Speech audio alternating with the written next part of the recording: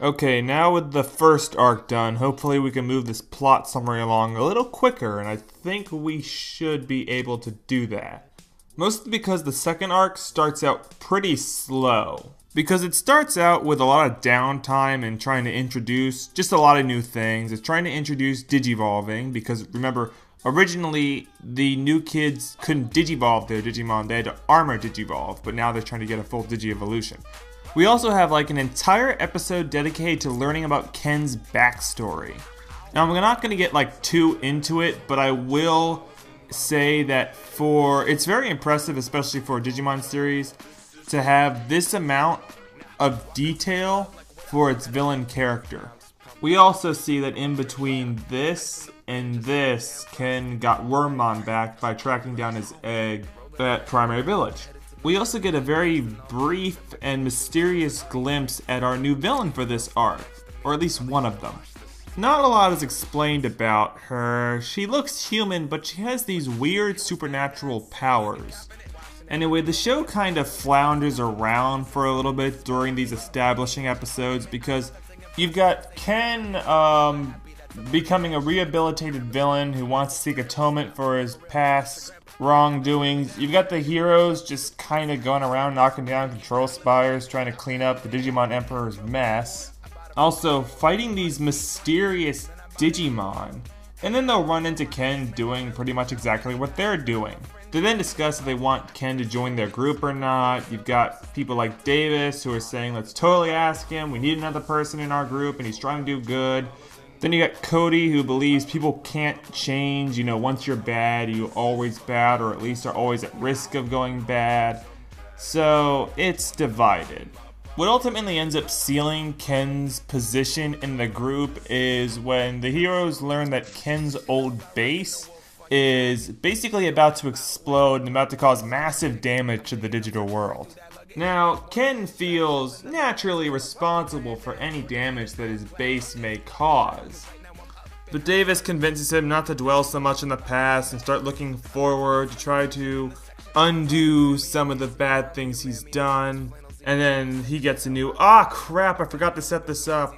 The show is creating a whole new evolutionary system by creating fusions. It's this thing whenever two Digidestined, their hearts beat as one, they can then fuse their champion level Digimon to create a new Digimon. I don't know exactly what level it is, but it's strong enough to do this, so okay.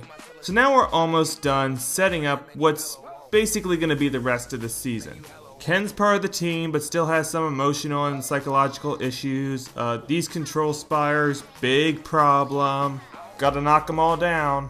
The last thing that needs to be answered is, who is this woman? Here's what we know about her. She knows an awful lot about Ken and the digital world. She has supernatural powers, being able to use her hair to like throw it into a control spire, and then it morphs the control spire into a Digimon, which is what the kid's been fighting.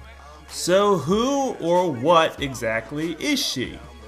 Well, in this atrocious two-part episode, hold on, time out. I gotta just mention this real quick. I utterly despise this episode for reasons that I cannot explain, but whenever I just think about this episode or these two episodes, I get a minor headache. So there's your fun fact about me for the day. This episode makes me slightly nauseous. Moving on. So yeah, okay, so they learn who this woman is by the end of this two-part episode. They learn that she's actually a Digimon that could take on a humanoid form. Her real name is Arukenimon, who serves some higher master that's not revealed yet. But she does have a cohort, and he's probably one of my favorite characters in the entire series. His name is Mummymon. And oh boy, do I want to give him a hug and steal his jacket. And his hat too. I just like his outfit overall.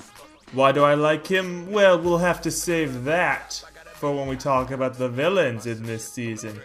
But I guess I can give a little bit away. How would I just say I like him because he's a hopeless romantic and I sympathize with those characters. Wait, that was the entire reason why I like him. Crap.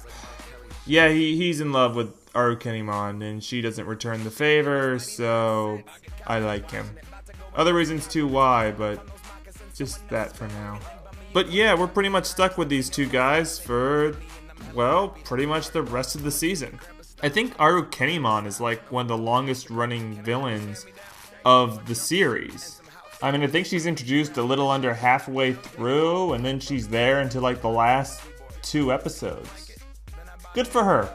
But she and Mummybon don't stay the main villains for very long, because Arukenimon has figured out that the more control spires she uses to create one Digimon using her magic hair, the stronger they are. So what happens if she were to fuse 100 control spires together to create one super powerful Digimon? And that's where we meet Black War Greymon. And boy is he ever strong. He effortlessly managed to defeat all the heroes, and he's so strong he can even break free of Arukenimon's control, refusing to be her servant and deciding to go off and fulfill his own destiny, which he isn't quite sure of what it is. But he eventually kind of figures one out, and that's to destroy the digital world, which is kind of what Arukenimon wanted to happen anyway. The plan is to destroy these things called Destiny Stones, which are scattered all across the digital world, and once they are destroyed, the human world and the digital world will basically collide and destroy each other. Huh.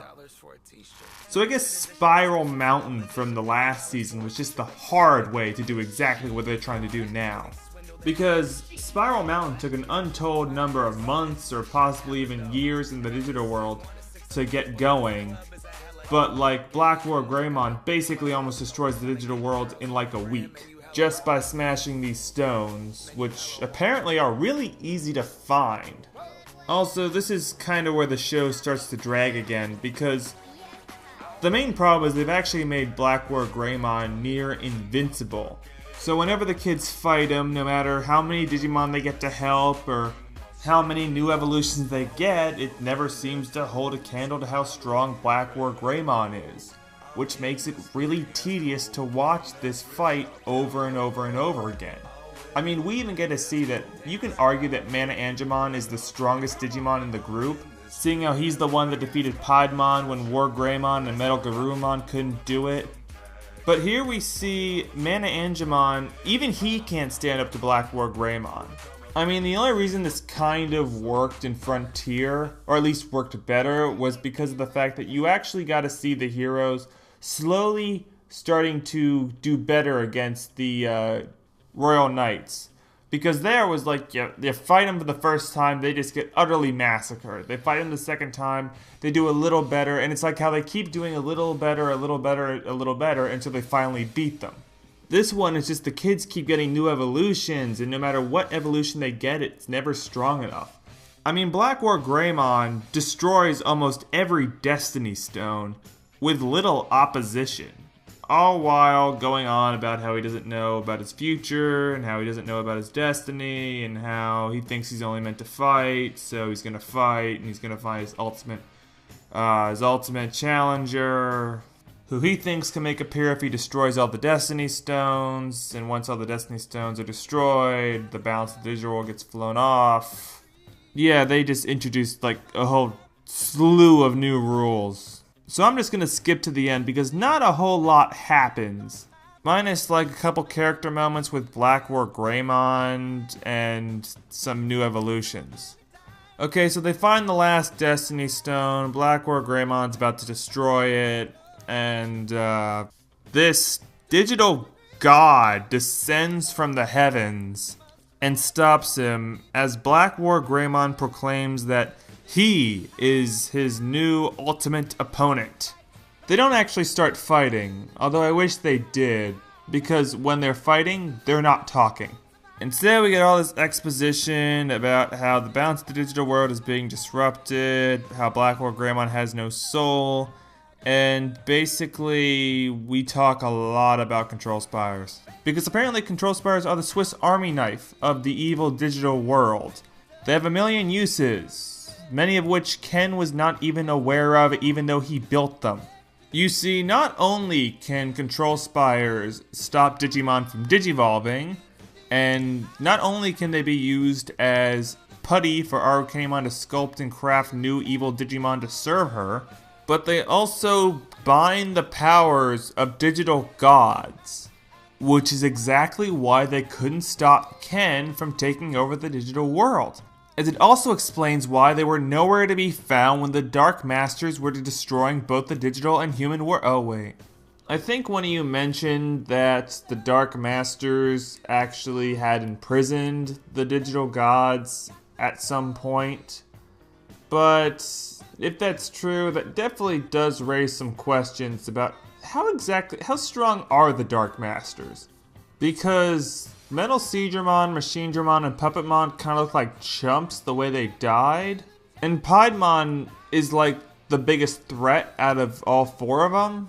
But even then, he seems to be weaker than Black War Greymon, who Black War Greymon can't even stand up to this digital god named Azulanmon. So apparently Azulanmon got imprisoned by the Dark Masters, but he's stronger than the guy who is stronger than the strongest Dark Master.